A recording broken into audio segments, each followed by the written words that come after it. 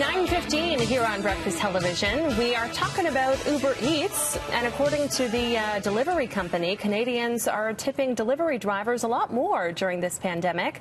Our Greg Harper has been following this story all morning. And Greg, this is a nice news story, I think you would say. Yeah, it's nice to see that a lot of Canadians are being quite generous during what's a very challenging time for many Canadians as well.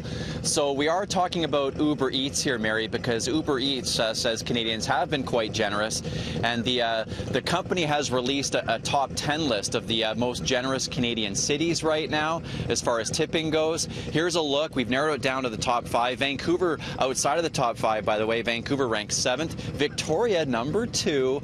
Number 1, Quebec City. So Uber Eats says despite these challenging times right now, Canadians are being more generous than ever, with the average tip on orders increasing by more than 55% since early March when the pandemic began.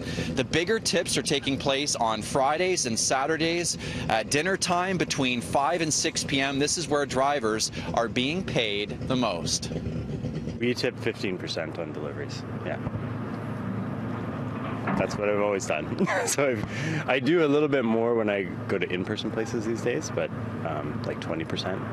We always tip, just the way we are. We know those people are working really hard, so we want to make sure that they're getting paid too. So we usually tip 20% overall, so we calculate that and make sure it's there. So I understand the people that deliver needs to make money, so it's a tough situation for everybody. So tipping, of course, the person that works there doesn't make that much, so they should be tipped, 100%. So it's good to see that drivers are being tipped. However, there has been some criticism over these food delivery companies. Vancouver Mayor Kennedy Stewart has been quite outspoken. And the issue for many is the commission that restaurants are paying, especially the restaurants that continue to struggle during the pandemic. And you too, I was looking back at some of my orders through Skip the Dishes. And there was one time we had some Chinese food, had some friends over. The delivery fee was $2.99. We tipped the driver $6.75. Yeah, so that's pretty good. I've been doing that too, Greg. I know we've got pizza during the pandemic, and I've tipped on top of the delivery charge. I've even been tipping when I go in to pick something up for takeout, just to support the restaurants locally, because they're all having such a tough time. So even though I haven't been getting like in-dining service or anything like that, just giving them a little extra helps a lot. What's interesting here is how many is it just status quo? I mean, tipping, that's what we do. And how many are actually tipping more because of the time we're in? A lot of Canadians are doing that.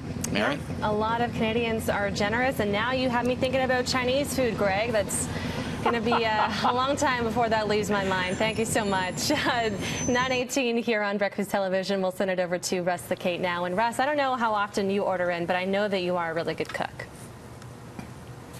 Well, I'm a decent cook, yeah, but we have been ordering in, and it's funny because, you know, you got to tip your servers, your drivers, but in a self-serving way.